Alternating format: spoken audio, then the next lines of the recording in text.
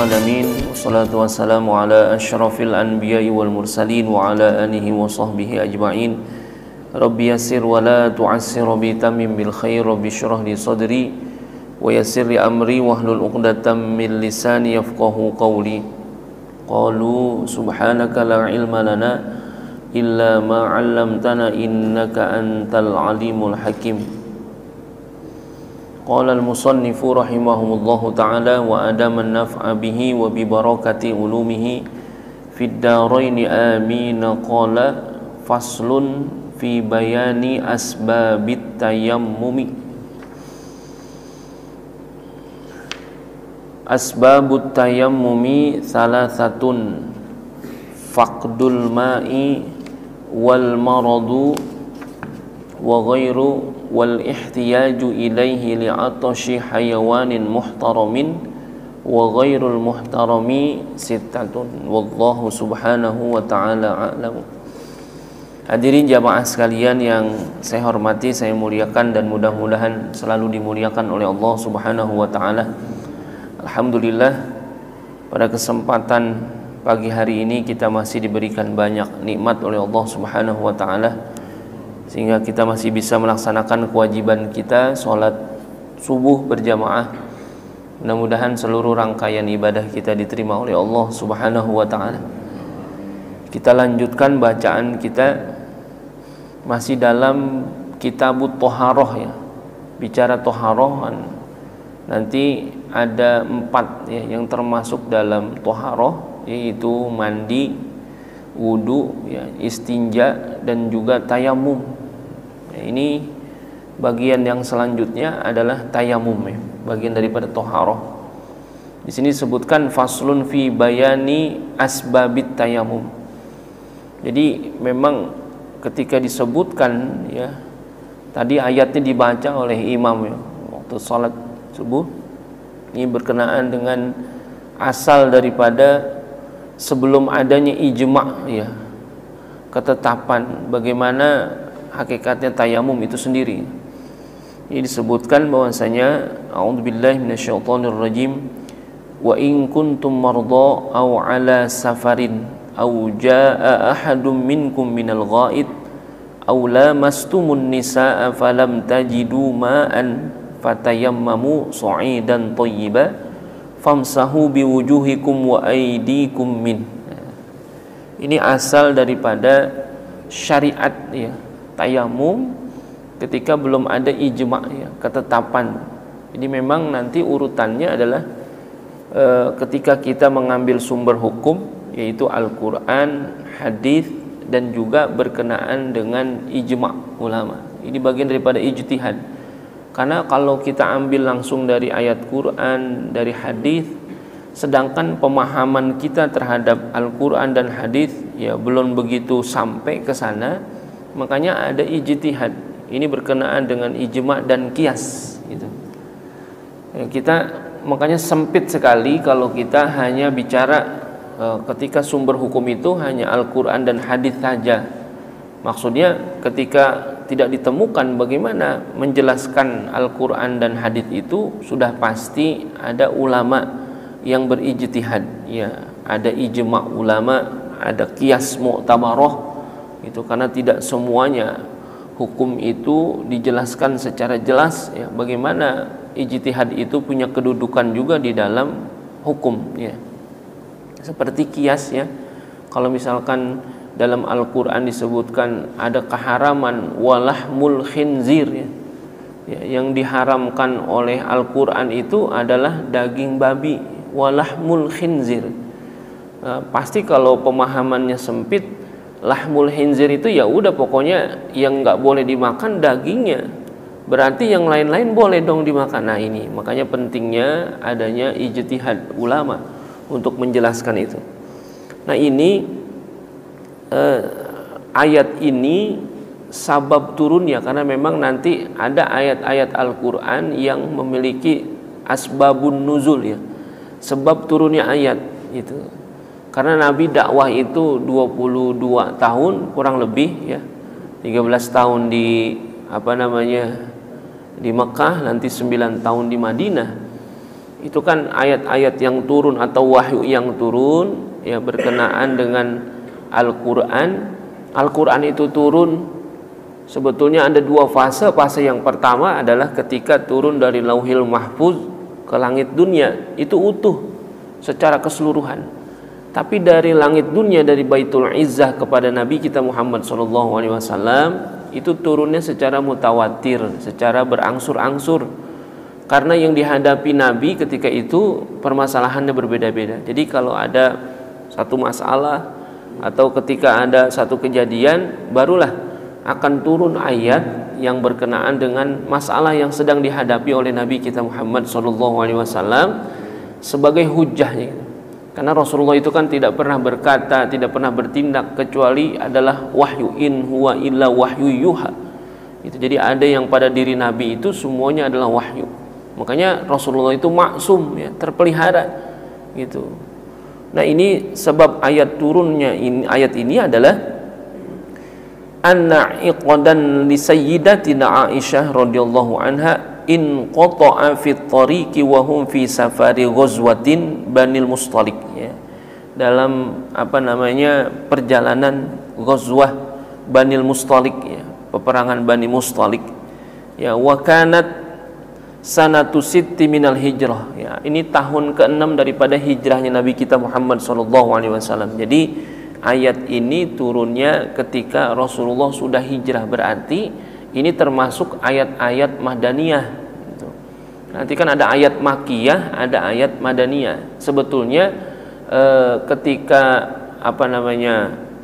ayat-ayat yang turun di ketika Rasulullah sebelum hijrah itu adalah ayat makiyah namanya, walaupun turunnya di Madinah gitu. Jadi bukan dipahami ayat-ayat yang turun di Madinah itu adalah ayat madaniyah, tidak juga.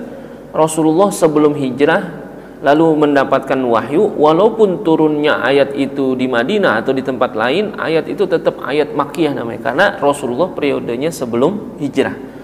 Kalau ayat madaniyah bagaimana? Ayat madaniyah itu ayat yang turun kepada Rasulullah setelah Rasulullah hijrah, disebutnya ayat madaniyah. Nah, ini 6 tahun setelah Rasulullah hijrah ke Madinah, ayat ini turun berkenaan dengan Aisyah ini. Wakila disebutkan arba'u fa'aqaman nabi wa ashabi yaltamisuna ikda Aisyah radhiyallahu anha. Nah, makanya ayatnya wa in kuntum mardha au ala safarin, jikalau engkau dalam keadaan sakit atau dalam perjalanan, au jaa ahadum minhum minal ghaid, lalu engkau mendapati ya buang hadas, keluar hadas, au lamastumun nisaa, atau engkau bersentuhan dengan perempuan, maka batal tuh ya. Makanya kita kalau ada pertanyaan, kita bersentuhan laki-laki dengan perempuan itu batal atau tidak wudu kita gitu ya. Lalu kalau bersentuhan dengan istri batal atau tidak ya, ayat ini menjelaskan aula mastumun nisa, betul ya. Rasulullah itu ketika itu menyentuh siapa? Aisyah. Berarti batal nggak? Kita kalau punya wudu sentuhan sama istri batal nggak? Batal ya, karena yang menurut Al-Quran surah An-Nisa ayat 23, yang tidak membatalkan wudhu kita kalau kita bersentuhan itu adalah orang-orang yang haram nikah dengan kita, itu yang tidak batal. Haram nikah kita sama ibu kita, haram kita nikah sama adik perempuan kita, haram sama kakak perempuan kita, haram nikah. Pokoknya ketika bicaranya adalah yang haram kita nikahi, maka ketika kita berwudu, sentuhan kita dengan perempuan itu tidak batal wudu kita. Tapi selama itu halal, maka akan batal.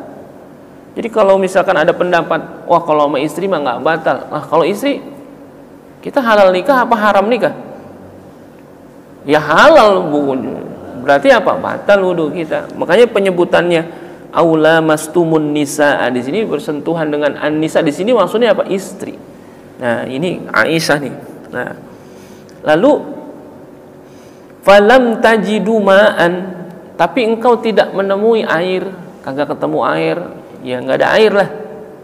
Nanti dalam pengertian fikih, tidak ada air itu bukan bisa jadi hanya zahirnya nggak ada air.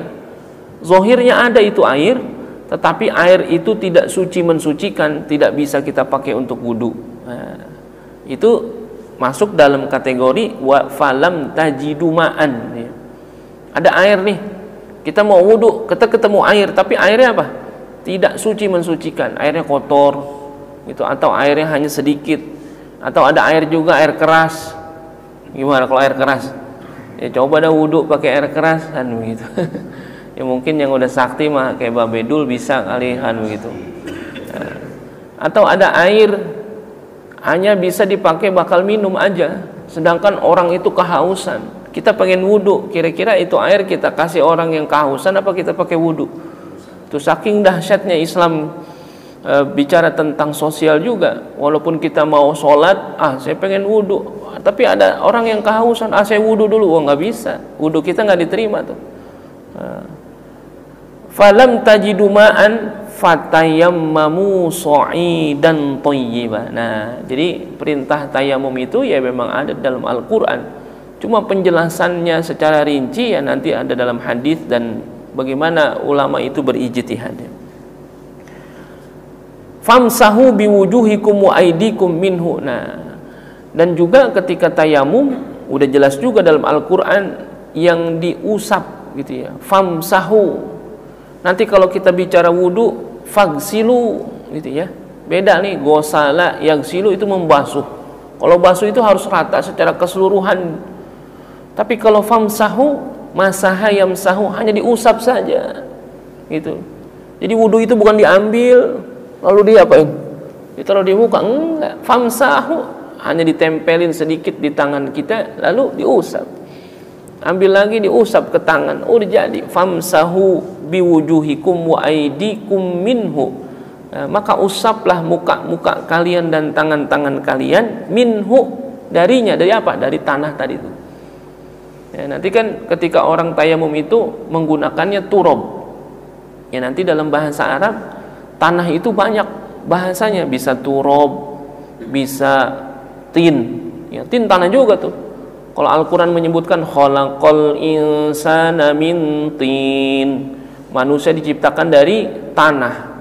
Tapi turab tanah juga, pakai tak tuh, turab tanah. Tapi kalau turab itu adalah tanah debu yang halus, gubarun. Kalau tin adalah tanah basah, tanah yang sudah bercampur dengan air tuh, tin. Khalaqal insana min tin. Itu. Makanya ketika Nabi Adam diciptakan dari tanah, ya memang dari tanah, tapi tanahnya adalah tin, ya, tanah yang basah. Kan ketika itu malaikat diperintahkan oleh Allah untuk ngambil tanah dari bumi, ya, karena bumi kan udah diciptakan duluan. Cuman di bumi belum ada siapa-siapa tuh, belum ada khalifahnya, makanya diciptakanlah Nabi Adam, kan diambil tanah tuh dari bumi. Nah, dalam riwayat tanah yang diambil ada 7, Pak. Ya, makanya beda-beda tanahnya tuh, ada yang merah, ada yang putih, ada yang kuning, ada yang hitam dan sebagainya. Makanya kita beda-beda kan. Ada yang kulitnya putih, ada yang putih banget gitu, bahkan sampai bule gitu. Tapi ada yang hitam banget ya, sampai negro. Nah, itu karena memang apa, tanah yang diambil beda-beda. Bahkan sampai sifatnya pun berbeda-beda kan manusia, karena memang jenis tanahnya beda-beda. Nah, ada orang yang selalu bermasalah tuh, itu tanahnya diambil dari tanah sengketa tuh. Diciptain dia dari tanah sengketa, makanya bermasalah gitu. Itu khalaqal insana min tin, ya, itu dari tanah basah. Tapi kalau ketika di sini disebutkan fatayammamu sha'idan thayyiba, yang sha'idan itu artinya tanah debu, thayyiba itu artinya yang suci. Ya, makanya ada perintah kita dalam Al-Qur'an untuk bertayamum jikalau apa?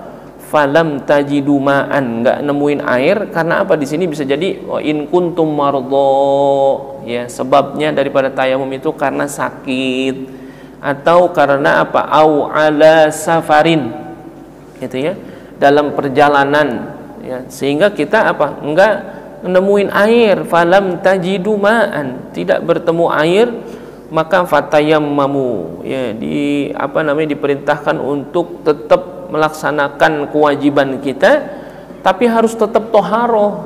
Toharoh yang paling utama pakai air, ya, mandi, wudu gitu.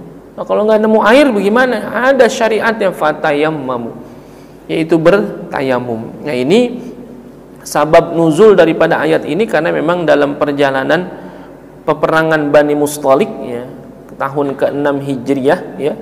Ketika itu terjadi bahwasanya mereka yang ikut rombongan itu ya, enggak nemuin air, walaisu ala ma'in, tidak ada baginya air itu, walaisa ma'ahum ma'un, dan juga yang lain enggak punya air itu. Jadi ya karena dulu orang-orang yang dalam perjalanan jauh kan masing-masing memang bawa air ya. Makanya hikmahnya luar biasa, Allah ciptakan itu unta ya, untuk perjalanan yang dilakukan di padang pasir ya. Mereka bawa air bukan buat binatang tapi buat manusianya. Ya kalau untanya kan minumnya bisa jadi sekali minum bertahan dalam waktu yang lama dia nggak minum-minum ya. Tapi ketika dia bawa air dalam jumlah yang cukup misalkan, tapi karena perjalanannya terlalu jauh ya, kan nggak kayak sekarang ya dulu itu. Ya kalau sekarang kita nggak ada air ya banyak banget gitu ya yang jual kan gitu ya, Aqua ada, apa banyak banget, gampang kan gitu. Indomaret banyak kan gitu ya, nggak tahu kalau di padang pasir ada apa enggak itu Indomaret kan gitu. Iya bisa gitu. Tapi nanti dalam hal ini ya kita lihat dalam konteks kekinian gitu ya. Mungkin kalau dulu orang nggak ada air emang bener-bener nggak ada airnya, atau ada satu daerah yang emang sulit air kan gitu. Tapi kalau dalam konteks kita sekarang, apakah tayamum itu betul-betul masih ada? Ya ada, karena sabab-sabab tayamum itu diantaranya adalah yang pertama fakdul ma'i, memang ketiadaan air gitu. Jadi ketiadaan air ini bukan benar-benar nggak ada airnya, tapi bisa jadi ketiadaan airnya itu tidak ada air yang bisa dipakai bersuci. Karena ketika orang bersuci itu air yang digunakan pun harus memenuhi syarat, yaitu apa? Suci dan mensucikan, atau yang disebut sebagai air mutlak atau air tohir mutahhir, air suci mensucikan. Gitu. Kita nggak mau mau wudu atau mau istinja, mau toharoh, tapi kita nggak nemuin air yang dalam kategori air mutlak. Ya. Kita mau istinja atau wudu yang ketika itu kita temuin hanya kopi misalkan, gimana? Memenuhi syarat nggak? Nggak bisa kan, nggak memenuhi syarat kan gitu. Karena ini makanya dalam penyebutan fakdul ma'i di sini ya, ketiadaan air di sini maksudnya ketika nggak ada air itu bukan sama sekali nggak ada airnya. Ini ada air, akan tetapi air yang tidak memenuhi syarat untuk digunakan sebagai alat toharoh itu. Nah ini disebutkan bahwasanya ada hal-hal yang berkenaan dengan ketiadaan air itu. Fahadhihi tis'atu suwaru tu'adu fiha shalah ya. Jadi kalau misalkan dia ketika mendapatkan air lalu dia bisa toharo dan bisa sholat sebagainya, bagaimana dengan ketika ada air juga dianggapnya tidak ada? Maksudnya bagaimana? Fakdul ma'i bimahallin la yaglibu fihi wujuduhu ya. Jadi kalau misalkan ada air tapi kondisinya kita sulit untuk mendapatkannya gitu, misalkan harus beli ya, dengan harga yang mahal gitu ya. Lalu ketika kita harus membeli dengan harga yang mahal, kita nggak sanggup membelinya. Nah itu dianggapnya tidak ada air juga. Gitu. Makanya banyak ketika menyebutkan kata-kata fakdul ma'i tidak menyebutkan ketiadaan air. Jadi bukan hanya bicara ketiadaan air secara zahir, ya, tetapi memang ada yang menyebutkan ada airnya, tetapi sulit kita untuk mendapatkannya. Gitu.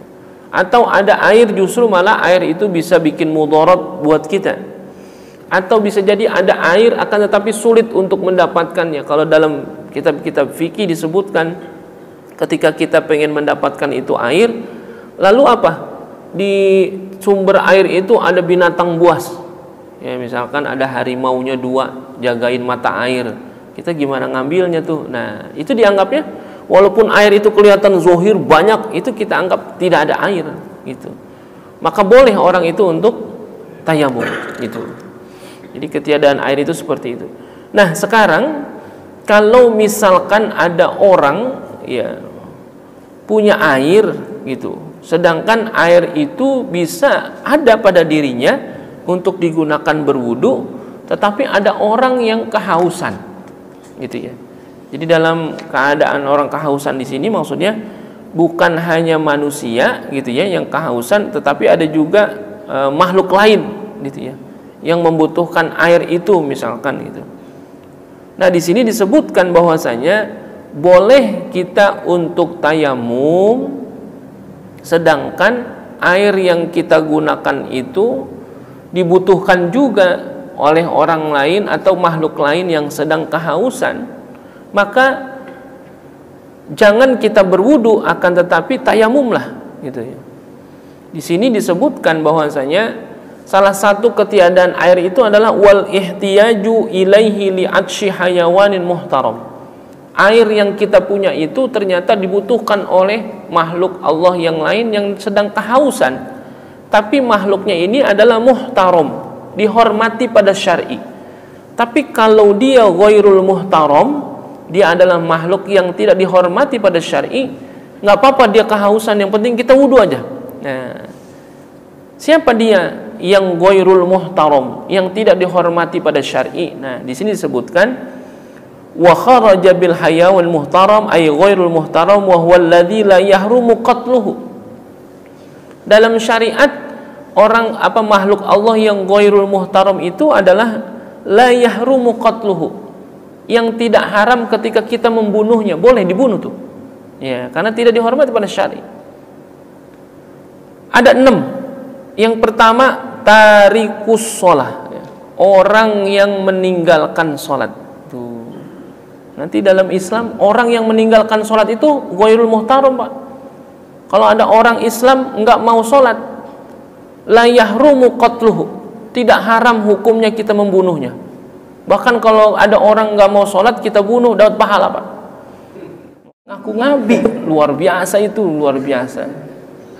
Allah angkat itu keberkahan. Dan gitu zina di mana-mana gitu, Pak. Ini menurut penelitian ya, karena saya di MUI juga, Pak.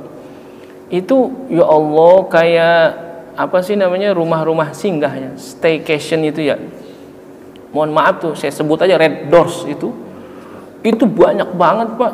Itu ya bahkan di samping kelurahan Cinere itu, Cinere Inn itu ada itu. Lah itu emang gudangnya, tempatnya orang pada zina di situ. Kita bisa berbuat apa ya? Karena memang ada legalitas dan gitu. Ya kalau kampung kita udah begitu, ya keberkahan ini Allah angkat makinan banyak. Makanya apa? Bagaimana cara ngimbanginnya? Ya kita juga kudu rajin juga. Rajin ramein masjid, ya, rajin silaturahim, rajin kajian, rajin sholat berjamaah, sodako banyak. Itu buat ngimbangin. Ya. Satu sisi mereka ngeragotin ya, kita bagaimana caranya? Ayo tingkatin terus ya, biar supaya keberkahan Allah ini tetap ada pada kita. Tuh zina muhson sama zina ghairu muhson gitu. Ya ini mah tetangga saya sendiri, saya nggak sebut dah namanya, kan begitu. Zina ghairu muhson gitu. Kita habis bahas bab ini, Pak, ngomongin zina muhson sama ghairu muhson, kejadian nanggap pamilis lagi. Aduh, si buatan gedeng lah. Diundang kita lagi kondangan, kita kagak datang, bagaimana? Kita datang, kita tahu lagi. Aduh, hidup luar biasa ini, godaan, ujiannya ya, akhir zaman fitnahnya lebih dahsyat ya. Dan gitu. Makanya Nabi itu kita, Pak, kalau tasyahud akhir jangan tinggal doa, Pak. Ini sunnah dari Nabi. Kalau kita baca tasyahud akhir itu sampai sholawat Ibrahimiyah ya, innaka hamidum majid. Habis itu baca doa, Pak. Allahumma inni a'udzubika min adzabil qabri wa min adzabin nari wa min fitnatil mahya wal mamati wa min fitnatil masihid dajjali wa minal maghrami wal ma'sami, kan itu. Dajjalnya belum turun, Pak, tapi fitnahnya udah merajalela. Makanya Rasulullah ngajarin doa ini sunnah dibaca setelah tasyahud akhir.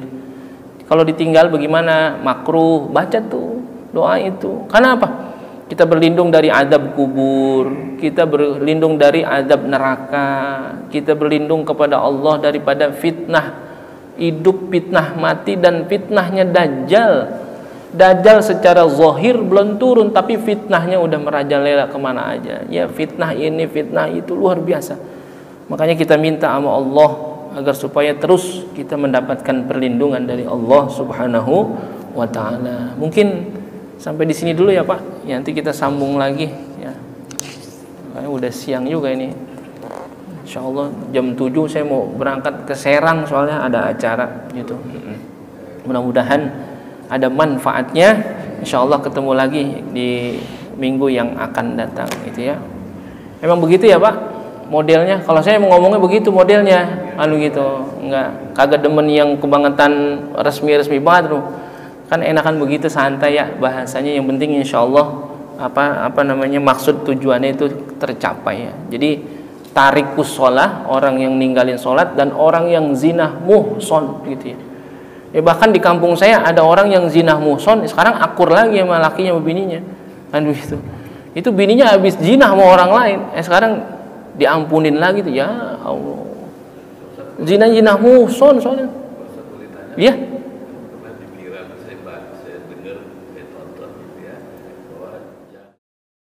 Berarti kan ada air. Air itu cukup nggak buat toharoh gitu. Kalau cukup ya pakai, kalau nggak cukup nanti kan ada ukurannya. Iya, sekarang ada air suci mensucikan, tapi jumlahnya sangat sedikit. Nah, iya, berarti dianggapnya tidak ada air, karena orang wudu itu kan idza qumtum ila sholati faghsilu wujuhakum, harus dibasuh mukanya. Jadi kira-kira kalau air segini bisa nggak ngebasuh muka secara keseluruhan? Yang wajib Pak, yang wajib saja, yang sunnah nggak. Nah sekarang kalau logikanya segini tuh nggak cukup.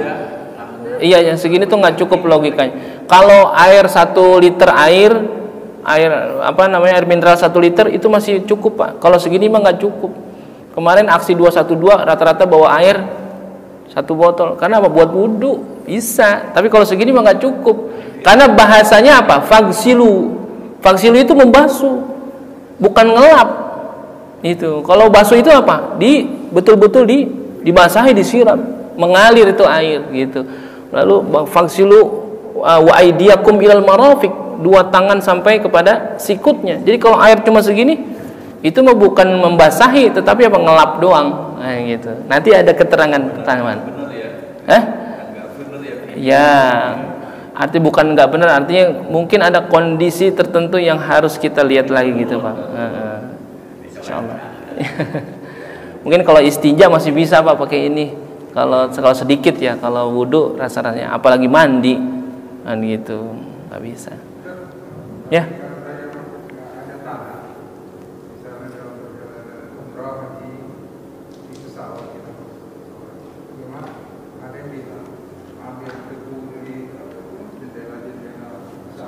Ya, betul, karena yang disebut turab, makanya tadi sebutannya turab Pak. Turab itu gubarun, tanah debu yang halus yang bisa jadi nempel di mana aja dalam keadaan suci.